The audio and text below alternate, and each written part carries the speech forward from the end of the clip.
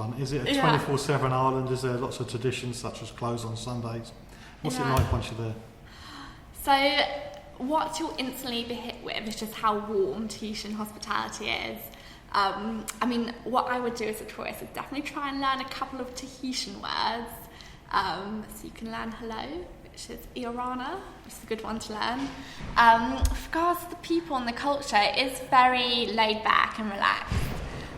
Everyone's walking around with barefoot and their long hair and their flowery dresses. You don't see people suited and booted walking around. So yeah, very kind of relaxed and hospitable culture there. You say they're relaxed, but are there any local customs that you must obey, such as no topless sunbathing or drinking in the streets, that sort of thing?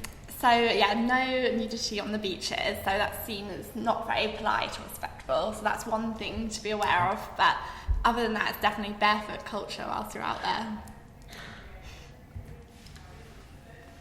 You've already said it's not an all-inclusive destination, so are the hotels smaller hotels or any large chains? What sort of accommodation can we book out there? We have a really huge mixture. I'm sure a lot of your listeners will be familiar with the Four Seasons Bora Bora, which is one of the most iconic hotels. So we have that, so really high-end luxury. And then we also have pensions, which are local guest houses. So that's a more affordable scale of things. So you have the opportunity to pretty much live with locals for your holiday and have home-cooked meals. So that's really kind of great way to see the authentic destination. But there's something for everyone.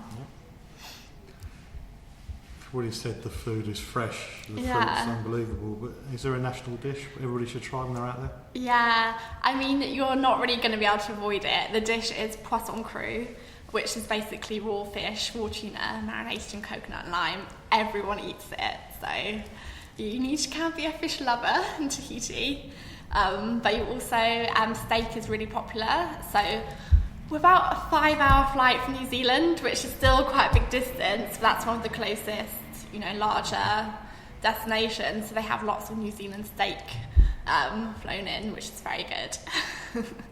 So as a vegan, I just have to stick with the fruit then. Yeah, there's lots of nice fruit though, so that shouldn't be a problem. I could do with a diet anyway. Checking it out before you check in on the John Guinn Travel Show on ukhealthradio.com.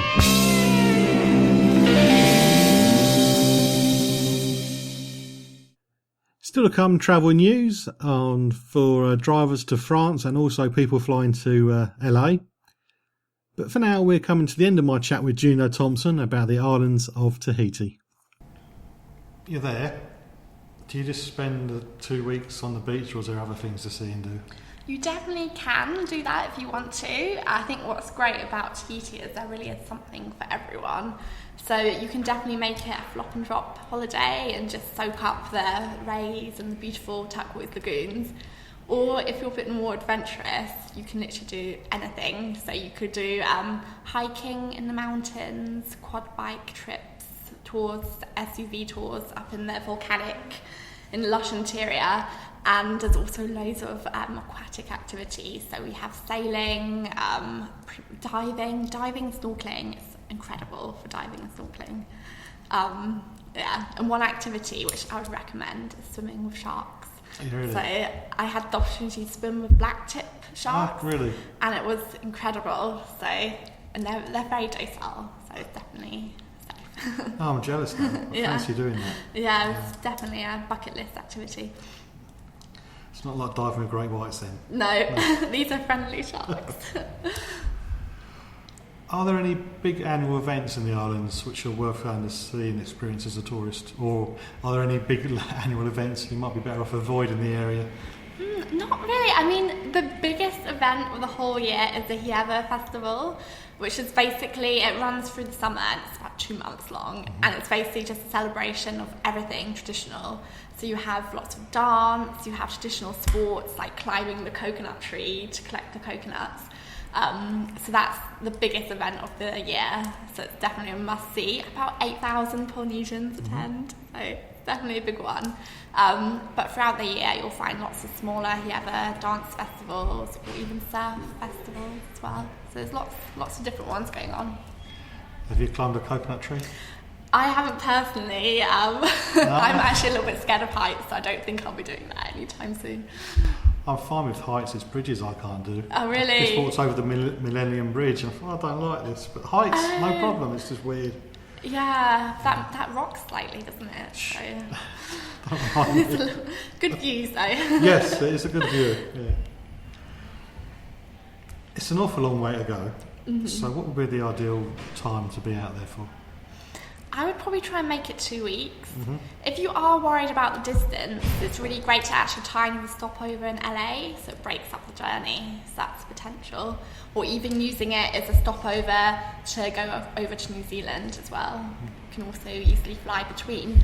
But yeah, 2 weeks, and then also try and experience more than one island. So you'll land into Tahiti, so maybe spend a couple of nights there, then go into Bora Bora, then maybe do a yacht charter or explore some of the lesser known, more less touristy islands. So yacht charter, that sounds a lot of fun. Oh yeah, that's the best way to see a few different islands in one go. Mm-hmm. So it's a good, I'd recommend it. Just imagine now being on a yacht, maybe sleeping on it in the night time, yeah. That sounds like, that's a big tick for me anyway. Yeah, it's the best way to experience the turquoise waters. Mm-hmm. It's an awful long way to go, as I already said. So does it mean that it's possible to DIY book it, or are you better off going through a travel agent and tour operator?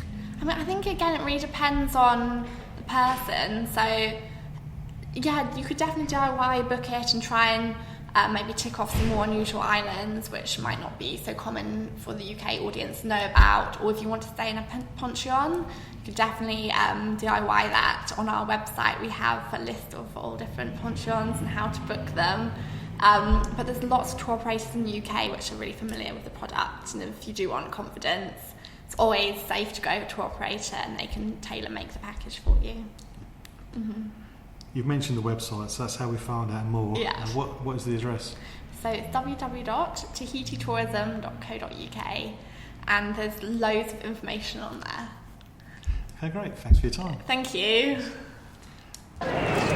Good morning, sir. Hi, I'm checking in for my flight. Lovely. Business or pleasure? Holiday. And where will you be staying? With my parents, they live over there. Lovely. Travel insurance? Oh, no thanks. Have you got travel insurance? No. Checked to see if you need any vaccinations? No. Checked out the local laws? No, look, why do I need to know all this? I'm just staying with my parents. Is either of your parents A local lawyer, or the chief of police, B, fabulously wealthy, C, the owner of a private plane with its own fully trained medical staff, or D, none of the above?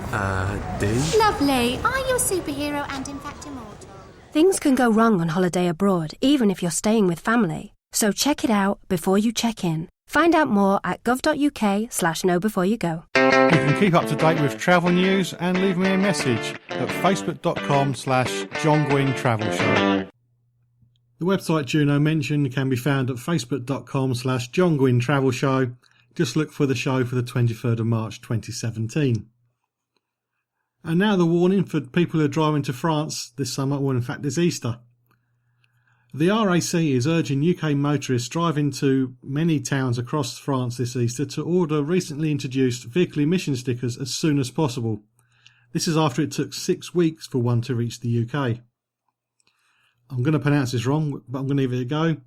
The Crit Air scheme, which was brought into force in January by the French authorities to tackle pollution, requires all vehicles to display a windscreen sticker according to how much they pollute.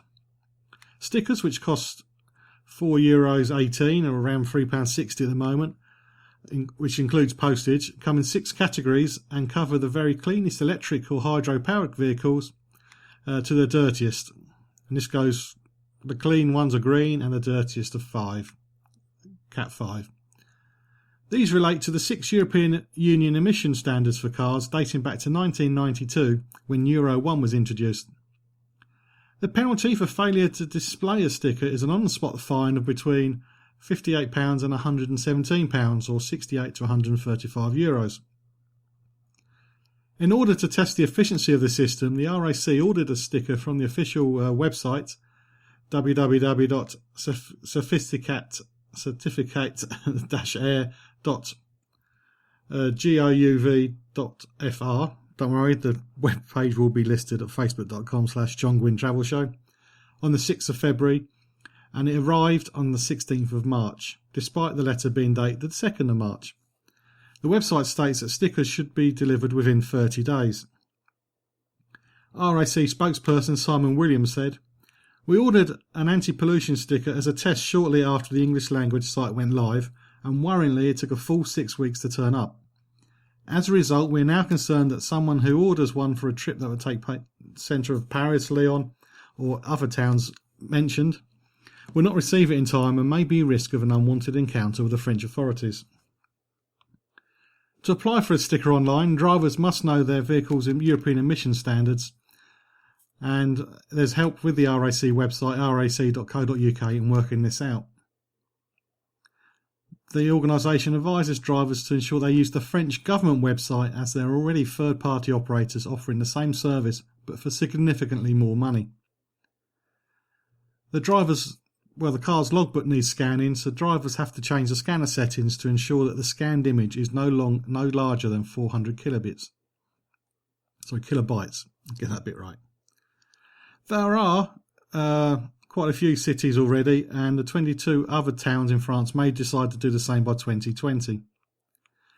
Anyway, more information about the scheme can be found at rac.co.uk.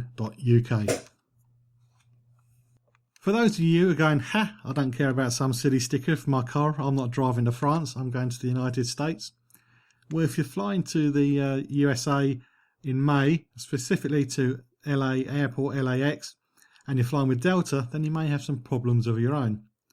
Delta Airlines is changing terminals at LA from the 12th of May over a week-long period. It's going to be moving from Terminals 5 and 6 to Terminals 2 and 3.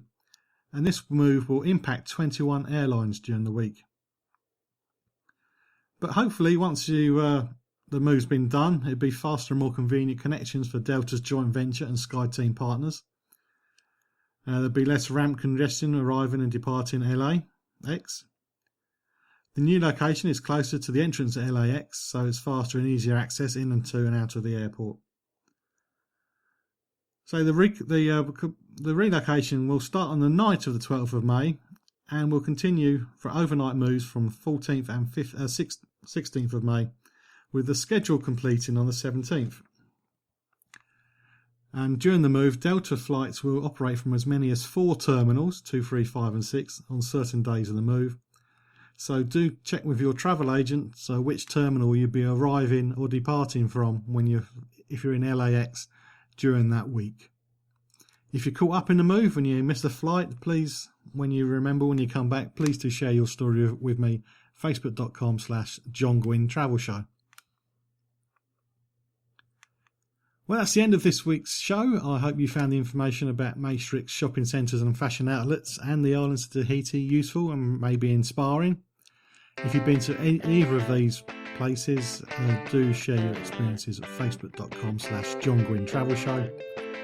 And I do hope you can join me next time, where, as always, I'll be checking out before you check in.